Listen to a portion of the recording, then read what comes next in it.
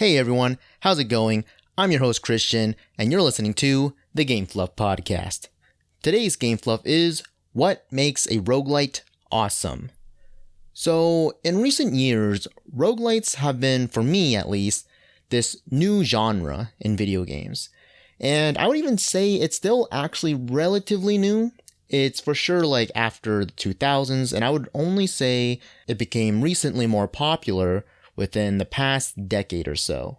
But here's the thing, I actually didn't really know what a roguelite was. I actually thought it was called a roguelike this whole time. And I'm not alone in this because there's a lot of people out there that also think it's a roguelike as well. But I did some research and it turns out that the games that I thought were roguelikes are actually roguelites or roguelike-likes. There's many names for it, but I'm going to call it a roguelite for the purposes of this episode. So I thought it would be fun to dig into what a roguelite is and what makes it awesome, and as well, my personal favorites of the genre so you can check it out. Before we get into all that, let's talk about how you, the listener, can support the show. So if you're listening to this on YouTube, make sure to like, subscribe, and hit that bell notification so you'll be notified when a new episode comes out. If you're listening to this on a podcasting platform, also be sure to subscribe so you'll be notified when a new episode comes out. With that out of the way, let's get into the main topic at hand. What makes a roguelite awesome? So as I said before, people think that roguelites are actually roguelikes, and there is actually a difference, and that's kind of what we need to talk about first. So first, what even is a roguelite? A roguelite is a subgenre of a roguelike. So now the question is, what is a roguelike? Now luckily for us, at the International Roguelike Development Conference 2008, held in Berlin, Germany, players and developers actually created a definition called the Berlin Interpretation. It's basically a light definition of roguelikes, or at least what the genre is. Now I'm not going to read you the entire thing. I'm going to do my best to try to summarize the main key points about it of what a roguelike has, at least the big ones. So let's get into it. The first thing that a roguelike has is that it uses random dungeon generation to increase replayability, and usually this is procedurally generated dungeons. So for example, whenever you start a new game, you go into the dungeon, and every time you go into the dungeon, it's always going to have something different. Let's say you go into rooms, for example. The first room you go into, maybe the first time you play, there's an enemy there. The second time, maybe when you do it, on your second playthrough, maybe instead of like an enemy in that room, now it's a shopkeeper instead. That would be randomly generated dungeons. The second thing that a roguelike needs is it needs to use permadeath as a mechanic. In other words, when you die on your run, that's it. It's game over for that character. The player, you, have to start a new game, or what we refer to, and what I'll probably say a lot during this episode, is a new run. The third thing is that the game is turn-based. Now the reason why the game should be turn-based is because it gives the player a lot of time to think about their decisions. Let's say there's 2 potions and you get to choose which one you want to drink. Well, that shouldn't be in real time, it should be turn-based, so you have time to think about it. Okay, well, maybe I'll try this one, or maybe I'll do this. Or if we're talking about combat, then maybe you get the ability to do like old school Final Fantasy combat. You know, do you want to attack? Do you want to use an item? Whatever. The fourth thing is that the game is non-modal, which means that every action should be available to the player regardless of where they are in the game. Now, to be honest, I don't actually know completely what that means. If you do, let me know, because I don't really understand what that really means. My opinion is that I think it just means during the game, you just have the option always available to you. So for example, let's say you can return to the inn to turn in, I don't know, cash for weapons or something. Well, that should be available to you at all points of the game during the run, not just at one section or you have to discover it. It's something that you should always just have. I think that's what it's talking about, but I'm not entirely sure. The fifth thing is that the game needs to be complex enough to have multiple game systems in place to allow the player to complete goals in multiple ways, which then creates emergent gameplay. So, for example, to get through a locked door, the player could pick the lock, could kick it down, could burn it down, they can go around it, whatever. The whole point is that the game is complex enough that it gives you the ability to make those options. It's not just simply, oh, there's a door, you have to pick the lock, and that's it.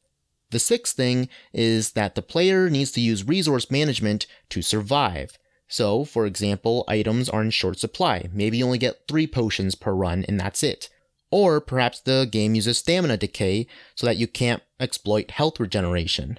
Whatever the case, the whole point is resource management is a key role in the survival of your character. The seventh aspect of a roguelike is that the game focuses on hack and slash based gameplay where the goal is to kill many monsters and other peaceful options don't exist. I think that one's pretty self-explanatory. You kill dudes and you move on, right? But the final point is that the game requires the player to explore the map and discover the purpose of unidentified items in a manner that resets every playthrough. So, for example, let's say you find a bubbly potion on your run. In this run, perhaps if you drink it, it will heal you. But if on your next run, you find the bubbly potion again, maybe this time it will actually poison you instead. So those are the main points of the Berlin interpretation when it comes to the definition of what a roguelike is. Hopefully I explained it enough, or good enough, so that you have a general idea of what a roguelike is. Now a roguelite basically has all of these aspects, not all of them, but rather has most of them or some of these aspects of a roguelike. Hence the reason why it's called a rogue-lite, because it's basically light on all of the aspects of a roguelike. I hope that wasn't too confusing. So some examples of roguelites would be Griftlands, Hades, Slay the Spire, Dicey Dungeons, Risk of Rain 2, Loop Hero, Enter the Gungeon, The Binding of Isaac, Spelunky, Darkest Dungeon, and Wizard of Legend. Alright, so now that we know what a roguelite is, let's talk about what makes a roguelite awesome. The first thing is replayability. Replayability is basically what makes roguelites addicting. It's a thing that always makes you want to keep playing more and more and more of the game to do multiples of runs as many times as you want. For me, when I was playing Hades, I know for sure I have at least, I think, over 70 runs at this point. When it first was released, I played a lot of Hades. But the reason I played so much was because it was that addicting. The replayability nature of the game was that good. It always made me come back for more. So, there are a couple ways to do this effectively. The first way is probably the most obvious way, and it's something that I believe almost every single roguelite has, and it's procedurally generated dungeons. Now, what are procedurally generated dungeons? I kind of explained it before when I was talking about roguelikes, but let's use Slay the Spire as an example. So in Slay the Spire, you have 3 floors, basically. In each floor, you'll have 4 paths, and these paths can intertwine with each other sometimes. But on those paths, there's always going to be encounters along the way. Now, it's procedurally generated in the sense that you will always have 4 paths, and at the end of each path, there will always be a big boss. Basically, it's the big boss for that floor.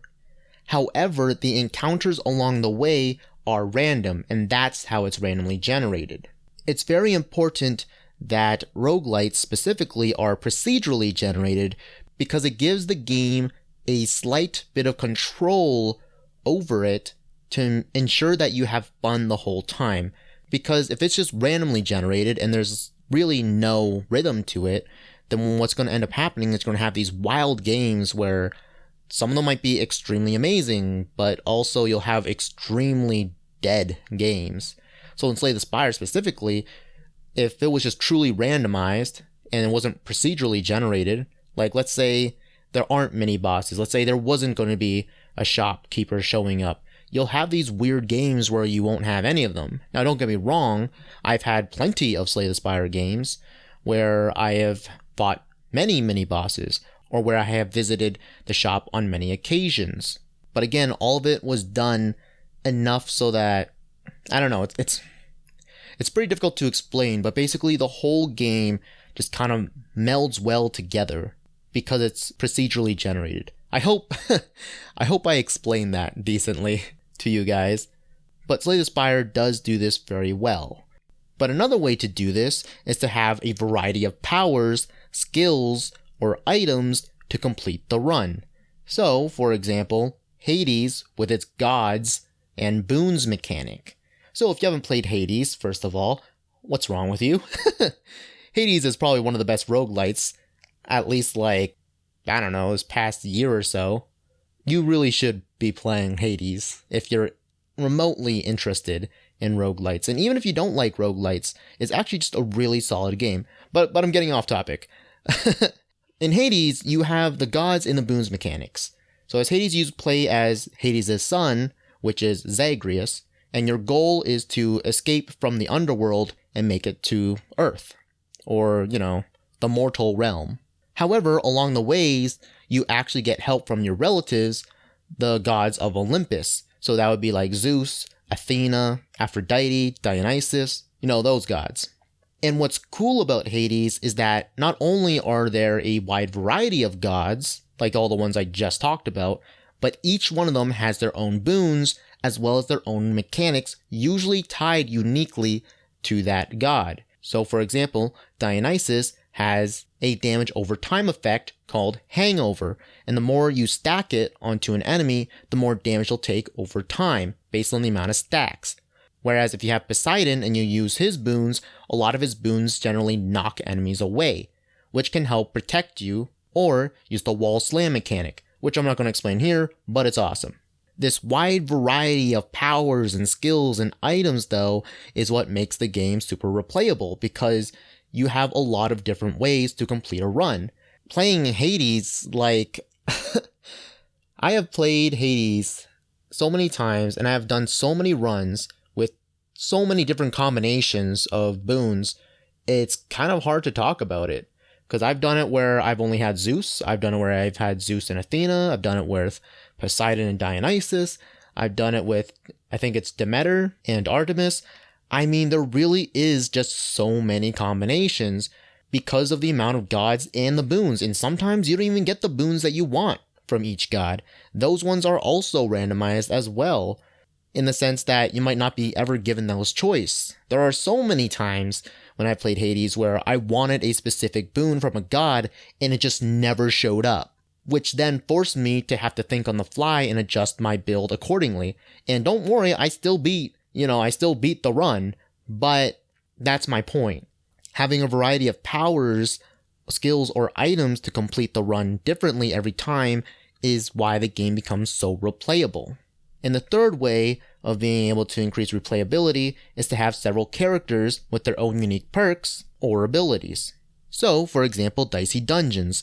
In Dicey Dungeons, you basically play as a die character, and each character has its own unique mechanics. Not only do they start off with different equipment for almost all of the dice, they each have their own special move, or like their ultimate, and they also have special mechanics tied to that character. So for example, I think the first guy that you unlock is the warrior, and he's very basic. His special move is that he gets to reroll one of your dice. So if you have a dice, because in that game how it works is you have equipment, which are like cards, and you roll dice, and then you can assign those dice to that equipment, and the equipment do an effect based on the die. Usually it's like, if I roll a 3, I put it onto my sword equipment, and then it does 3 damage. But it doesn't actually stop there, because although the warrior is the most basic character, a lot of the other characters aren't like that. So, for example, I think it's the wizard girl? I forget, but there's a wizard girl as a character that you can play as, and what she does, and she's personally my favorite character, is that she actually has spells. But when you get your cards or your equipment, you have to actually assign those into your spells, and basically you're making a spell deck. So let's say I think it's called Missile, and I assign that to one of my spell slots. And then whenever I roll that die, I can add that into actually my battlefield, and now that's part of my equipment. But I could actually just use all of them and fill up all of my equipment's slots with that one spell. It's very advanced, but very cool and very unique. And that's what makes replaying the game rewarding, because you can go basic with the warrior, or you could go with the wizard girl and be crazy. And both, because they play so differently from each other, even though it's the same game, again, the way you play the game is so different that it feels like a new game. And that adds to the replayability of the game. So replayability is very important for a roguelite in order to be awesome. But another thing that roguelites need is exploration and discovery, or at least a way to do so. Finding and discovering new stuff is always cool. It just is. It's like being a kid in a candy store, right? Discovering all these different candies, these different chocolates, and it feels amazing, right?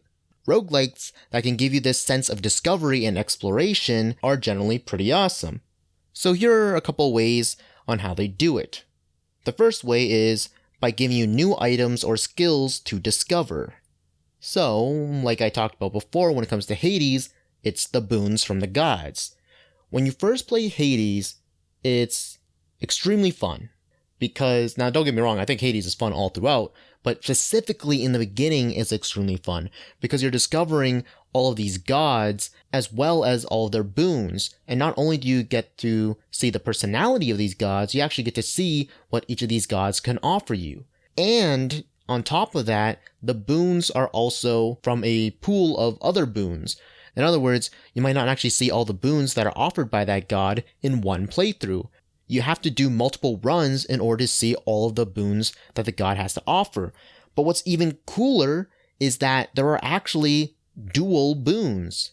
So what are I think they're called duo boons actually. So what are duo boons? They're basically boons that combine the powers of two of your gods. Yeah, that's pretty awesome. The first time I discovered that, my mind was blown. Because I thought it was just oh, okay, this is a cool boon. I believe it was Athena and Aphrodite was my first duo boon that I got. No, it wasn't Athena, it was Artemis. Artemis and Aphrodite were the first ones that I got the duo boon from. And at first, it really threw me for a loop, because I thought I was just getting a boon from Artemis, and then it turned out to actually be a duo boon from Aphrodite and Artemis, and it was very cool to see how it interacts. So generally speaking, the duo boon will interact by both gods. So using Zeus and Poseidon as an example, I believe their duo boon is when you knock people away, because that's part of Poseidon's godliness, I guess you could say. When you knock them away, then a lightning bolt will strike them as well. The lightning bolt is from Zeus, and the knock away effect is from Poseidon. And that's awesome. But my point is that finding these new items or these new skills is really, really cool. It gives you this sense of discovery, and it's really amazing because you just feel like, man, what else does this game have? Because I'll tell you, I didn't think duo boons were a thing, and then the game blew me away with them. So yeah, new items or skills to discover, really, really awesome stuff. Another way to do it is by giving the player new builds or combos to find. So let's use Griftlands as an example for that. In Griftlands, there are not only 3 different characters, but each character has 2 decks. One for battle and one for negotiation.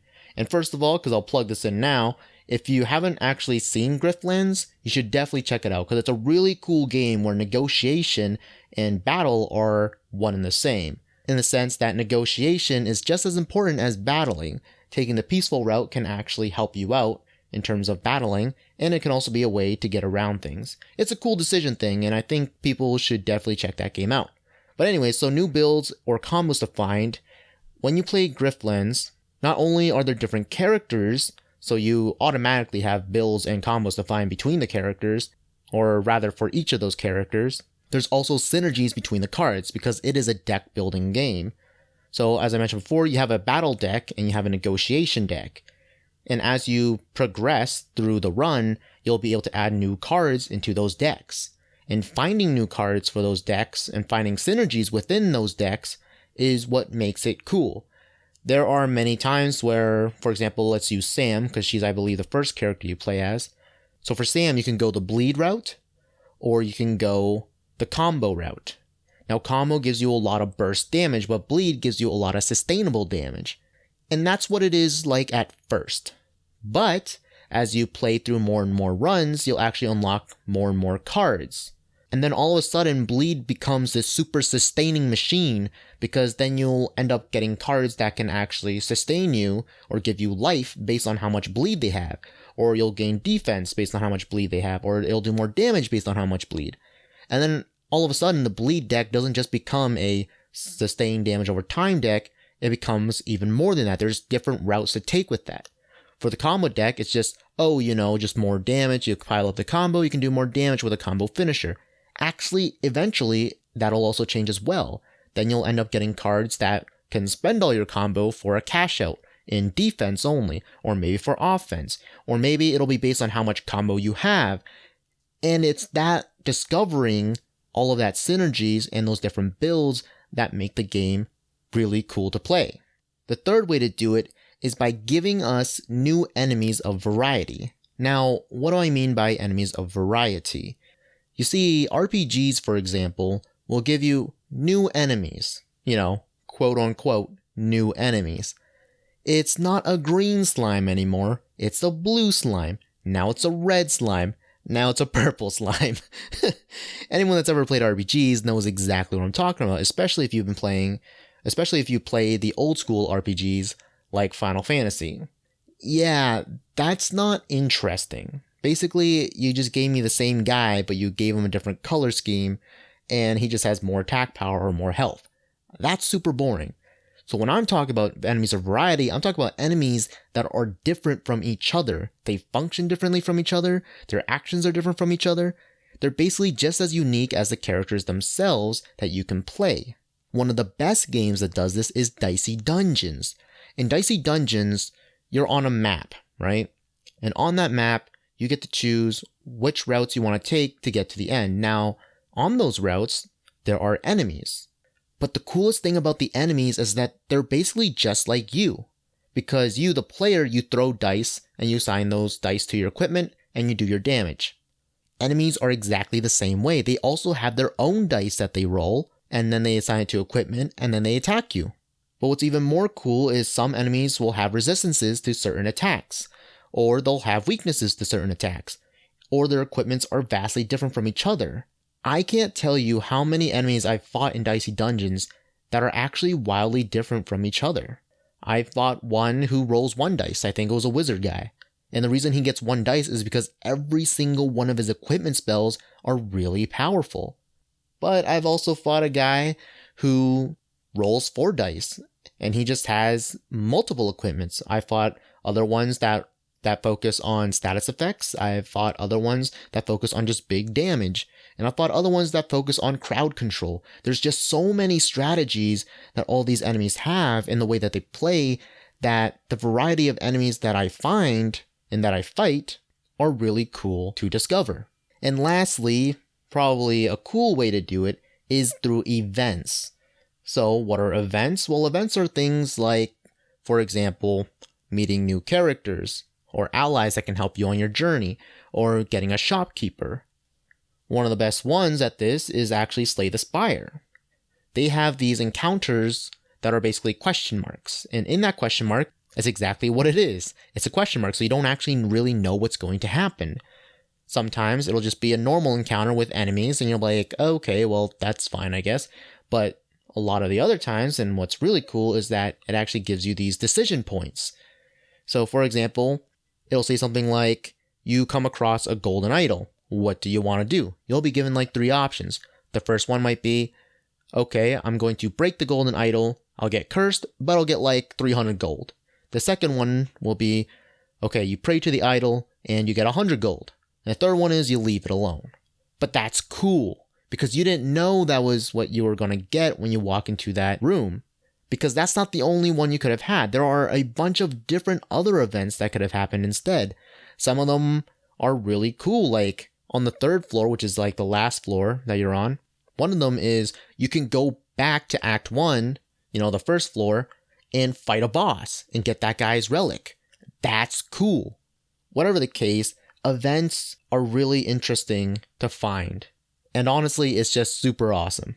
So exploration and discovery is very important to making a roguelite awesome. Another thing that makes roguelites awesome, though, is unlocks for future runs. And I think this is what heavily differentiates roguelites from roguelikes. In roguelikes, it sounds like you just kind of do your character and you die, and then you just redo the game. And that's it. But in roguelites, a lot of them anyways, a lot of good ones, and I'll talk about that later too, is that they give you the ability to unlock things that you can use for future runs. Let's talk about a lot of these games that can do that. Loop Hero, for example, gives you the ability to gain resources on your run. What do you use these resources for? Well, when you're done a run or when you decide to return to camp, you actually bring your resources with you, and you can use those resources to build buildings. And these buildings give you access to a variety of things. Some of them will give you access to just brand new characters. Awesome. Some of them will give you access to new features, such as maybe you can have a new potion, or you can bring more potions. I think it's the herbalist, if I recall correctly.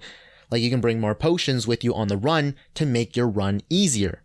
Some of them will actually unlock cards, because in Loop Hero you actually build the map, which is super awesome, and you should definitely check that game out too. I'm making a lot of recommendations as I'm talking. So yes, building buildings to unlock more stuff is just awesome. But let's talk about Griftlands. So in Griftlands, you unlock new cards that get added to the card pool for future runs.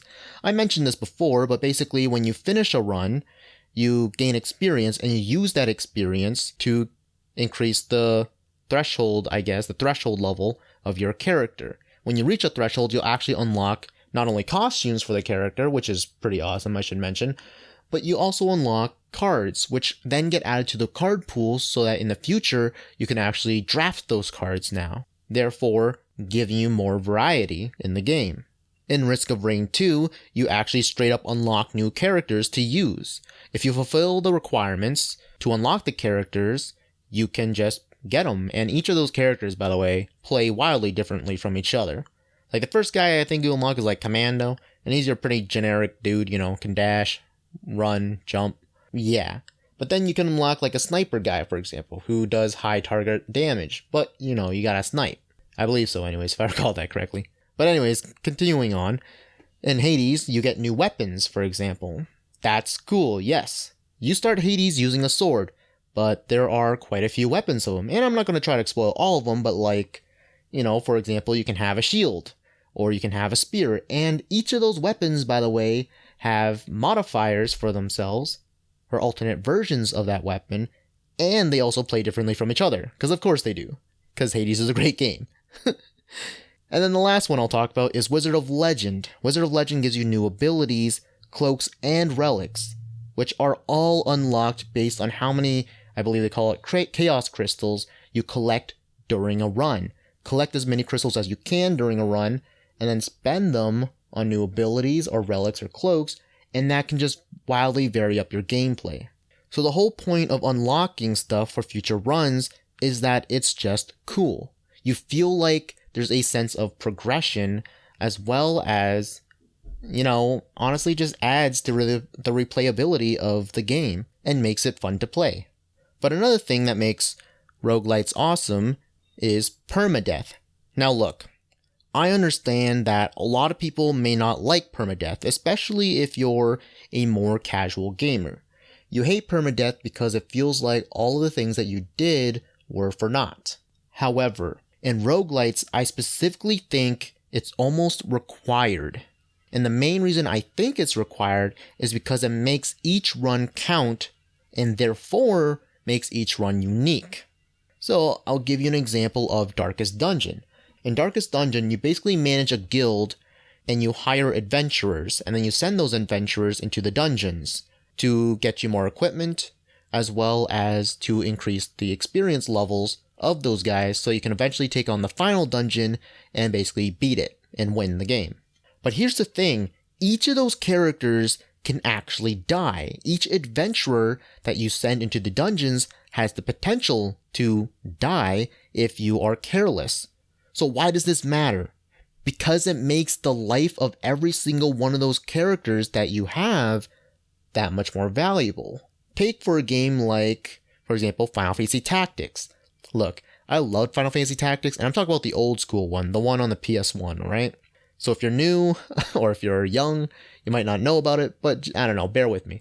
So in Final Fantasy Tactics, if your character died, you pretty much were okay. You could send in one of your heavy-duty knights to go in and just do damage, and if he died, that's fine, because he already did his attack, and so it's cool.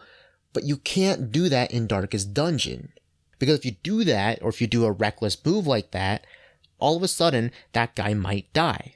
you'll send in a dude instead of healing him, and he might die instead, therefore wasting all of the investment you put into him. And when he does die, man, it is super soul crushing. I can't tell you how many times when I played Darkest Dungeon, I was like almost bawling my eyes out for losing a character. But the reason why it becomes so sad is because permadeath is a factor. And if the game doesn't have permadeath, then it makes all of your actions in the run kind of meaningless. Because you know it's fine.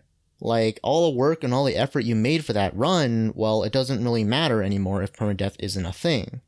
That's why I believe every single roguelite, to be awesome, needs permadeath. With that said, however, permadeath needs to not be annoying though, but rather makes you want to do better at the game or make you want to do another run. So again, Loop Hero with the resources thing, and the camp. You actually have the decision in Loop Hero when you finish a loop of the map to actually return back to your camp when you reach your camp. Or you can try to push your luck and do another loop, hence why the term is called Loop Hero. If you go for another loop and you die, you get one of those, I can't believe I died, man. That really sucks. But like, it doesn't feel that bad because you made that decision to try to push your luck for more resources or to try to beat another loop of the game. Whereas if they didn't have that, it would probably be a lot more frustrating. It'd be like, man, I did all this work, I didn't even get a chance, and I just lost like half my resources because I just, I died or I fought the wrong dudes, And it can be really annoying. But because Loop Hero specifically actually allows you and gives you the option to complete or gives you the option to return back to your camp, it becomes less annoying. But finally, we're at the last thing that I believe a roguelite needs in order to be awesome. And I believe this is the most single important thing that a roguelite needs. And it's solid, good, core foundational gameplay mechanics. Now look, you could make the argument that every single game needs this, and it's very important for every single game. However, what I'm arguing is that roguelite specifically, due to the nature of the genre, needs to have this straight up.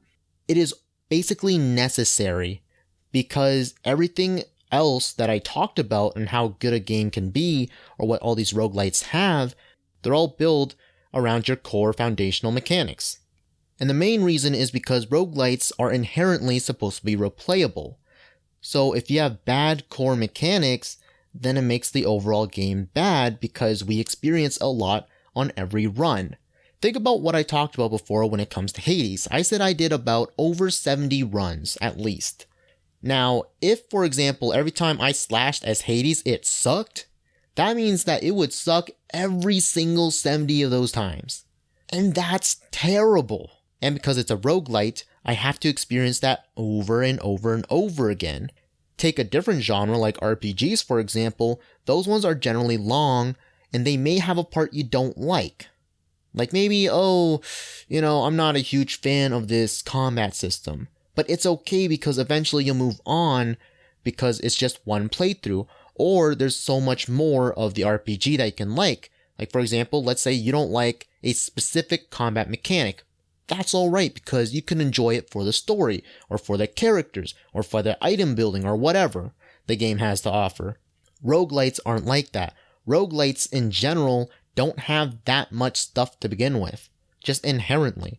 And because you do multiple runs, if there are bad parts that are part of your core gameplay, then they become more apparent because you experience it more often. So again, a good example is Hades, because the base combat is solid even without the boons. If you were to take Hades' combat system and just don't add any boons to it, it's solid. It's good. Right? The wall slam mechanic is great with it. The weapons feel great. It feels responsive. The damage is there. It all is very solid and very good.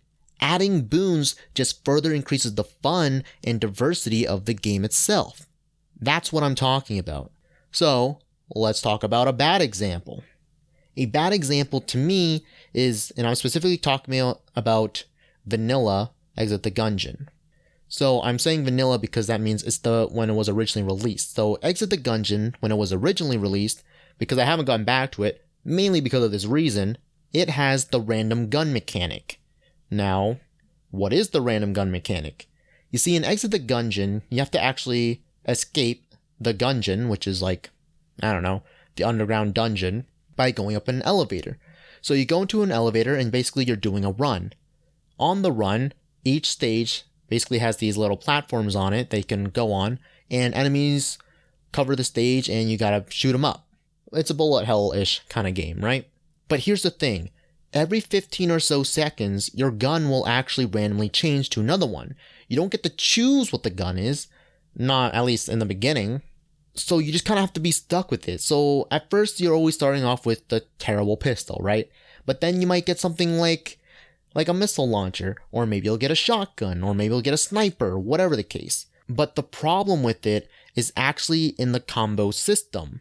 So I don't actually recall what it's specifically called, but basically, as long as you don't get hit and the more enemies you kill, you'll have like a combo meter. And the higher the combo meter, the higher the chance your gun will become something better when it changes after 15 seconds or so. But here's the thing. I just said that it just gives you a higher chance. There have been multiple times where I have had a higher gun, like a missile launcher, and I got my starting pistol back. Or I got a really terrible gun, like the basic shotgun. And I know what you're thinking. You might be thinking, well, that's not so bad. It's the whole point of the game. It's fun. I'm like, no, it's not. Because when that keeps happening in a span of an hour, because you do multiple runs, then it becomes worse. Because it's not like in an RPG where, like 3 hours in, it turned out this weapon is bad now. No, it's, 10 minutes later, I got a worse gun. Okay, 2 minutes later, now I got another worse gun. And it just gets worse and worse and worse. And yeah, you can argue, well, you're not skilled enough, but that's not the whole point of what I'm trying to say. What I'm trying to say is that the mechanic itself is bad because it's annoying. And even if it's mildly annoying because of the frequency that you'll experience it, due to it being a roguelite, it ends up becoming very annoying. It's like someone poking you on the arm. At first, it's not that annoying. But if they kept poking you in the arm for like a solid hour, you'd start to get a little bit annoyed from it. That's what I'm kind of talking about. So, basically, solid, good core foundational gameplay mechanics are very important for a roguelite, because they are often short and the runs are generally short, and because you do it a lot, they really need to be solid. Or else the game will just be a slog or terrible to play. But alright, so that's basically what I think a roguelite needs to be awesome. Let me give you my personal favorites of roguelites so that you can check them out, or, just play them because they're awesome. So, I've been talking about it the whole time. First up, it's gotta be Hades. Hades is an amazing game. It's not even just like a good roguelite, it's just a good overall game. It's by the creators of Bastion, oh my god, I can't remember the other ones. You know what? I think it's Bastion, Transistor. I feel like there's another one, but I forget. But my point is that Hades is just really good. You play as the son of Hades himself, and I believe his name is Zagreus. And then just getting the assistance from your uncles and aunts. I think they're your uncles and aunts. Well, from the gods from Olympus. And then there's like the voice acting is on point too. Like, there's just so much personality to all the gods as well. And then don't even forget that there's like a friendship system in that game where you give gifts to the gods and then you get more personality out of them and they thank you. And, Artemis is the best. I love her the most, at least in terms of her personality. And then there's also like all the boons and the amount of builds that you can get. And then there's the unlock system. And then you can also customize the way that your Hades location is. Like, you can customize Zagreus' room. I really want purple carpets. Well, you can get purple carpets. There's just a lot of meat in the game that's even outside of the roguelite system that it becomes a really good game. If there's any roguelite that you should be playing in your lifetime, it should definitely be Hades, because it's got so much there for everybody. Whether you're a hardcore gamer, whether you're a casual gamer, there's just a lot of good stuff in there. And it even has a story. And the story, I'm not going to say it's the best story in the world, but it's actually pretty competent.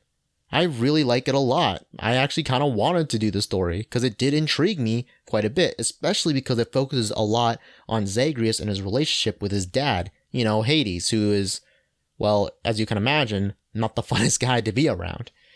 But the story actually kind of explains why he's like that, and I like it a lot. So yeah, Hades, personal recommendation. If there's anything that you take out of this, it's please play Hades.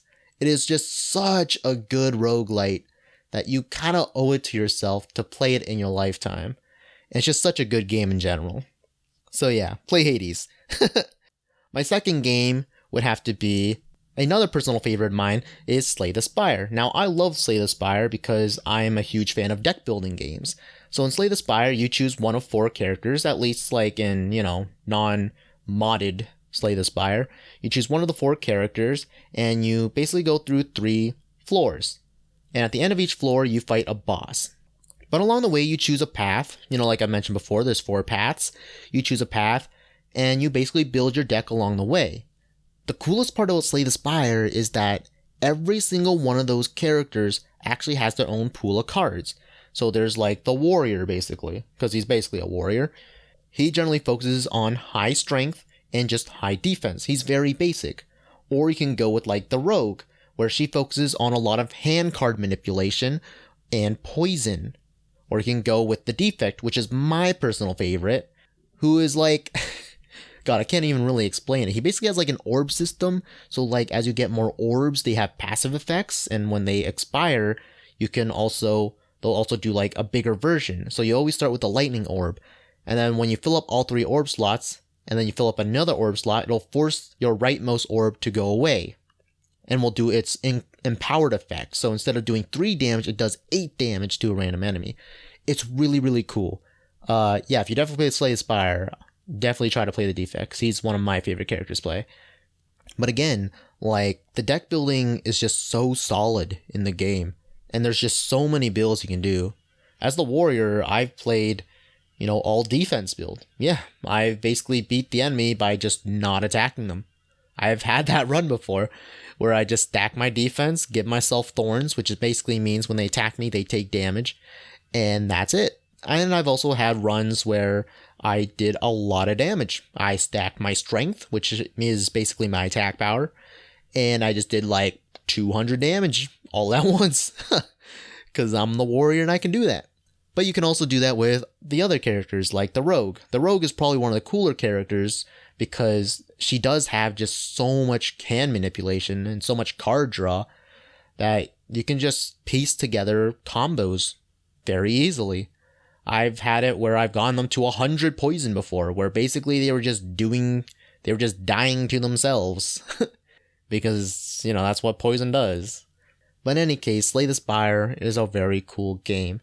At least when it comes to deck building, and that's why I like it a lot. So if you ever played board games, if you've ever played like a deck builder, like, I don't know, Dominion, for example, I think you should seriously consider checking out Slay the Spire, because it's very reminiscent of those deck builders, where building a deck, burning cards out of your deck, or, getting them out of your deck, it's very, very solid, is all it is.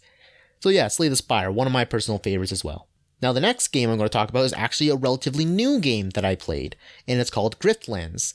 So Griftlands came out on the Nintendo Switch, I think about a month or 2 ago, probably just a month ago, but I don't know, I've been playing it for quite a while, and I pretty much maxed it out because I had so much fun with it.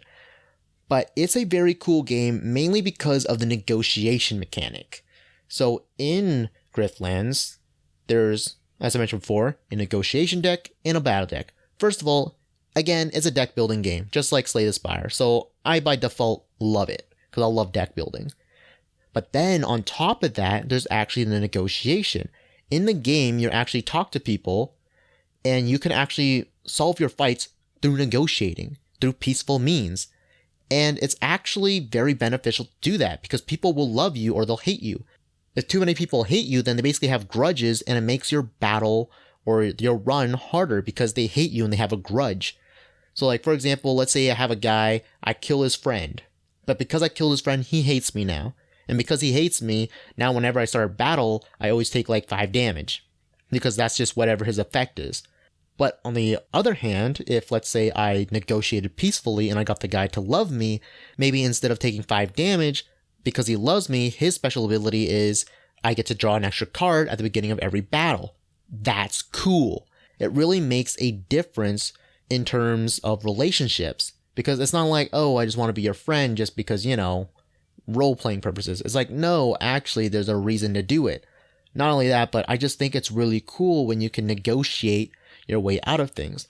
But what's even better about Griftlands is that they actually do recognize that, no, sometimes there are situations where you can't negotiate. So you're like, oh, well, that kind of sucks.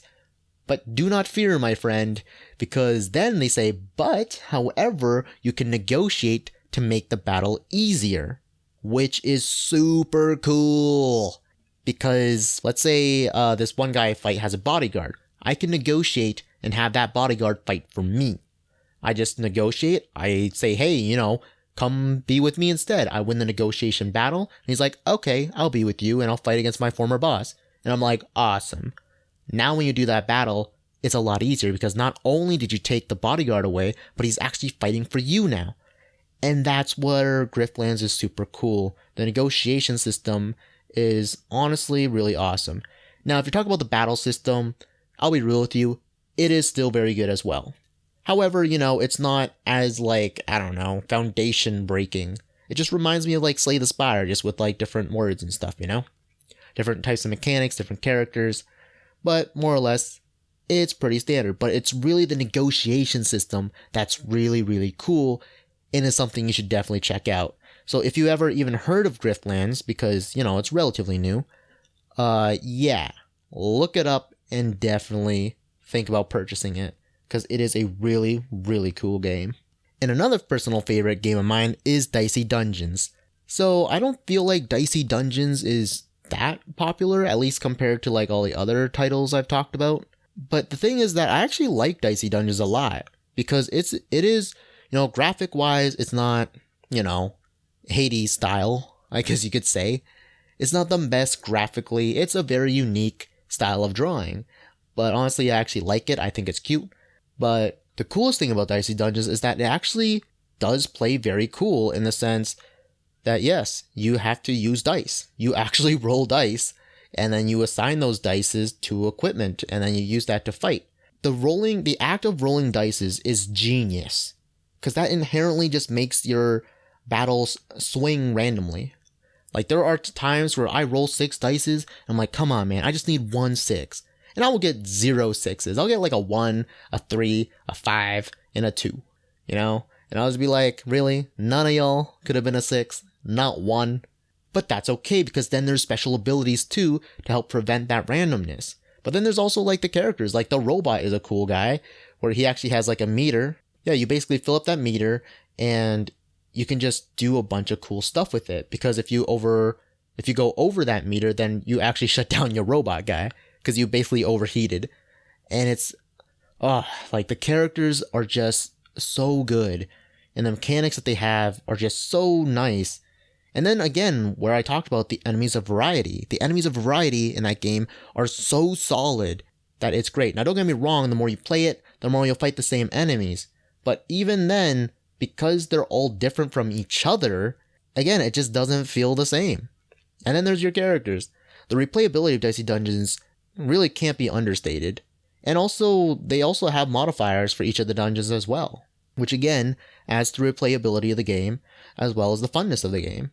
The funnest by far is probably the engineer girl, because what she does is, when you use equipment at the end of the round, or the battle, you just transform one of those equipment into a gadget, and then that gadget has an effect that you can do every single turn.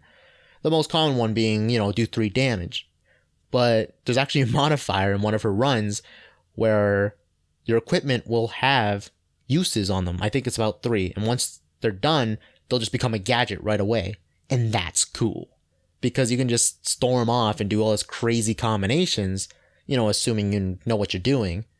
And I'm rambling on, but really, if you've actually seen Dicey Dungeons, you should. I think it's one of those lesser known, I feel like it's a lesser known roguelite, but it's really, really fun, and you should definitely check it out.